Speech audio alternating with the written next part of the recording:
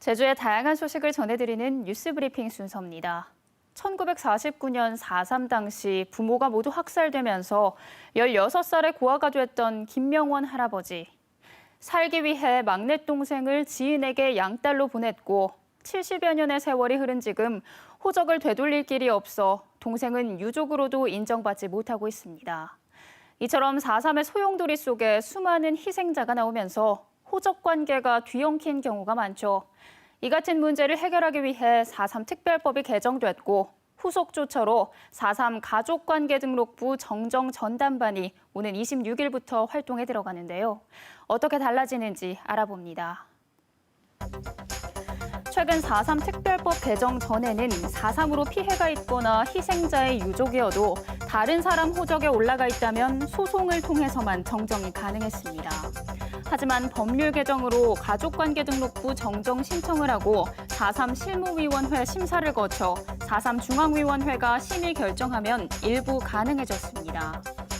4.3 당시 부모가 사망해 친척 등의 호적에 등재된 경우나 희생자의 후손이 없어 족보에 양자로 입양돼 제사와 무덤을 관리하는 실질적인 유족인 족보상 양자 경우 등이 신청 대상이 될 것으로 보이는데요.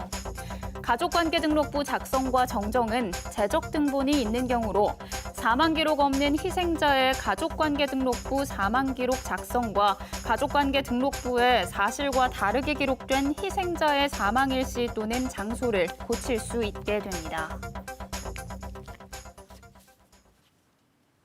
계속해서 주요 단신 정리해드립니다.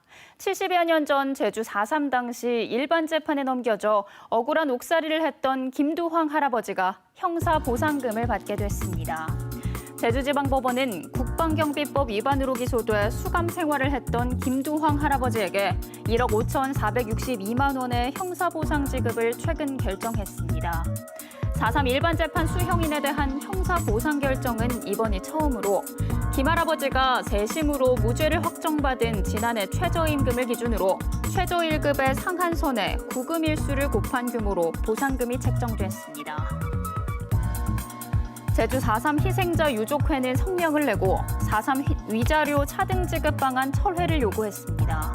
유족회는 정부에서 한국법제연구원 등에 의뢰해 진행하는 4.3 배보상 연구 용역 검토 사항을 확인한 결과 소극적 손해에 대한 보상 개념으로 제시한 일시이익의 경우 희생자 연령과 성별, 직업 등에 차등해 산정하게 돼 희생자별로 지급액 편차가 극심하게 나타날 것이라고 지적하고 공정하고 합리적인 기준을 마련하라고 정부에 거듭 요구했습니다. 제주도의회 의원 15명이 민주당 대선 경선 예비 후보인 이재명 경기도지사에 대한 지지를 선언했습니다. 좌남수 도의장과 박원철 의원 등 민주당 소속 도의원 13명과 안창남, 양병우 의원 등 무소속 도의원 2명은 오늘 도의회에서 회견을 열고 이재명 후보는 성남시장 8년 동안 공약 이행률이 민선 5, 6기 모두 90%를 넘고 경기지사 공약 이행률도 96%로 유능함이 증명된 후보라고 주장하며 제주의 미래 설계도 능력을 갖춘 이재명 후보가 해낼 수 있다고 강조했습니다. 전국유아특수교사연합회와 제주 중등 현장 교사 모임 등이 참여한 장애 영유아 의무교육 학부모연대가 전국에서 제주에서만 만 3살 특수교육기관이 운영되지 않는다며 이성문 교육감과 관계 공무원을 특수교육법 등 위반 혐의로 고발했습니다. 이들은 지난해 말 기준 도내 만 2살 특수교육 대상의 경우 약 60명이지만 올해 유치원 특수학급은 운영되지 않고 특수학교 3곳의 정원도 지극히 적어 교육청이 의무교육 권리를 침해하고 있다며 엄벌을 촉구했습니다.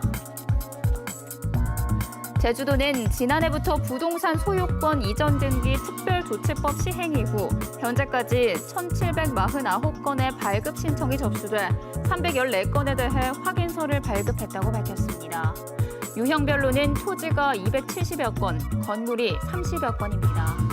이 제도는 부동산 소유권 보존 등기가 돼 있지 않거나 실제 권리 관계가 일치하지 않는 부동산을 간편하게 이전 등기할 수 있도록 한 것으로 지난해 8월부터 내년 8월까지 2년 동안 한시적으로 시행 중입니다. 제주지방법원 제2형사부는 여자친구를 감금하고 폭행한 43살 남성에게 중감금치상죄를 적용해 징역 1년에 집행유예 2년을 선고하고 보호관찰과 120시간 사회봉사를 명령했습니다. 이 남성은 지난해 9월 피해자와 말다툼을 하다가 자신의 집에 데려가 11시간 동안 감금하고 폭행한 혐의로 재판에 넘겨졌습니다. 제주도 세계유산본부는 성산일출봉 주변 해저에서 예전 분화구 흔적을 발견했다고 밝혔습니다. 연구팀이 성산일출봉 반경 3km의 해저 지형을 정밀 측량해 발견한 분화구는 성산일출봉에서 동남쪽으로 약 500m 떨어진 수심 10m에서 지름 600m에 달하는 원형의 흔적으로 성산일출봉이 형성되기 전에 유사한 형태의 화산 활동으로 만들어진 것으로 분석됐습니다. 오늘 제주 지역 언론사 뉴스 가운데 주목할 만한 기사를 소개해드리는 뉴스픽입니다. 오늘은 제주일보의 제2공항 예정지 거래 허가 연장 여부 고심 기사를 소개해드립니다. 2공항 예정지인 서귀포시 성산읍 일대 토지거래 허가 연장 여부를 두고 제주도가 고심에 빠졌다고 제주일보가 보도했습니다. 토지거래 허가구역은 토지가격 상승과 부동산 투기가 우려되는 지역의 지가를 안정화시키기 위해 국토교통부 장관이나 시도지사가 지정할 수 있는데 기한은 5년 이내로 허가구역 내 토지거래를 하려면 시도지사 허가를 받아야 합니다. 제주일보 확인 결과 성산읍 지역 토지거래 허가구역 만료는 11월 14일로 2공항 개발사업 예정지와 주변 지역 107.61제곱킬로미터 53,666필지로 14개 마을이 포함됩니다. 제주도는 2015년 국토부가 제2공항 예정지로 성산읍, 신산, 온평리 일대를 지목하자 같은 해 11월 성산읍 지역 일대를 3년간 토지거래 허가구역으로 지정했고 2018년 3년 더 연장했는데요. 제2공항 추진 여부에 대한 정부의 명확한 입장이 정리되지 않아 토지거래 허가 연장 여부를 놓고 고심 중이라고 제주일보는 전했습니다. 국토교통부는 최근 제6차 공항개발 종합계획안을 공개하고 제주 지역 공항 인프라 확충 필요성을 제시했지만 제주 제2공항에 대해서는 추진 여부를 명확히 제시하지 않았는데 환경부가 제2공항 전략환경영향평가서에 대해 반려결정을 내린 점이 반영된 것으로 보인다고 분석했습니다.